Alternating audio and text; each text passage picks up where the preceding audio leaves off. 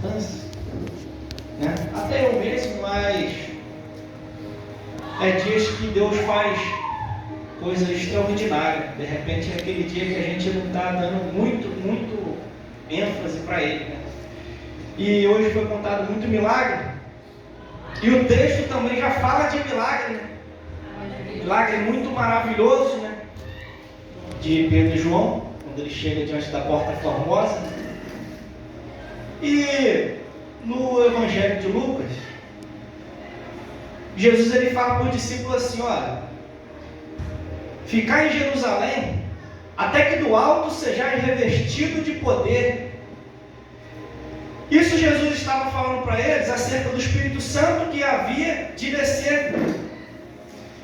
E Jesus morre, e depois, após 50 dias, é chegado o dia de Pentecostes. E eu pensando a respeito disso, é muito bom a gente ver milagre, é muito bom a gente ouvir falar de milagre, de cura, poder de Deus. E nós também gostamos de milagre, nós também cremos em milagre, nós também buscamos milagre de Deus. E muitas vezes não acontece. Só que a palavra para nós é a mesma palavra que Jesus falou para aqueles discípulos: olha, ficai em Jerusalém até que do alto sejais revestidos de poder. A palavra que Jesus estava direcionando para eles é, ou seja, fica em Jerusalém, porque certamente a minha promessa vai se cumprir, o Espírito Santo vai descer sobre vocês. E hoje nós também estamos com essa palavra em nossos corações. Nós queremos milagre, queremos viver milagres em nossas vidas. Só que chega momentos em que Deus ele resolve fazer na nossa vida no seu tempo. E a gente vê logo que acontece aquele dia de Pentecostes, e o Espírito Santo desce naquele lugar, e as pessoas começam a falar línguas estranhas, e aquele povo começa a ser cheio do Espírito Santo. E de repente as pessoas de outros lugares ouvem aquele alarido, aquelas línguas, e não começam a entender. E aqueles homens eles vão lá e ficam confusos, e Pedro ele olha para aqueles homens e fala assim: olha, isso é o poder de Deus que foi manifestado, é o Espírito Santo que tem descido até vós. E ele começa a pregar para aqueles homens com a autoridade que Deus tinha dado para ele. E eles falam para eles, porque ali era israelita, era em Jerusalém, e eles falam para eles: olha só, esse poder daquele Jesus que vocês mataram.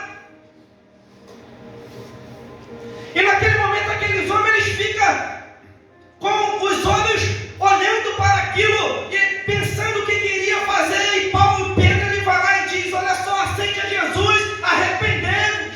E começa a pregar o Evangelho para aqueles homens. E naquela pregação 3.000 almas se rendem a Cristo. Ou seja, nós esperarmos a manifestação do poder de Deus na nossa vida é um passo necessário. Porque depois que é derramado esse poder, Pedro ele sai para pregar e começa a ganhar almas para o reino dos céus. Ele chega num determinado lugar chamado Lida, e lá tem um paralítico há 8 anos chamado Enéas. E de repente, quando ele começa a invocar o Senhor, ele vai lá e invoca o Senhor cura Enéas. Daqui a pouco ele chega em Jope e lá tem Dorcas, morreu. Mas daqui a pouco o Senhor, que tinha derramado aquele poder maravilhoso, ele vai lá e ressuscita Dorcas. Ficar em Jerusalém até que do alto seja revestido de poder. Ficar aqui firme no Senhor. Ficar em Jerusalém é ficar ali esperando que algo de bom, algo do Senhor, algo do céu vai descer sobre nós. Tem muitas promessas que o Senhor falou que vai realizar através das nossas vidas, mas é necessário nós permanecermos até que o dia que o Senhor vai resolver fazer em nossas vidas. De repente aqueles discípulos estavam ali à espera do Espírito Santo que havia de descer, até preocupados: e agora, será realmente que ele vem mesmo? Só que o Messias já tinha chegado.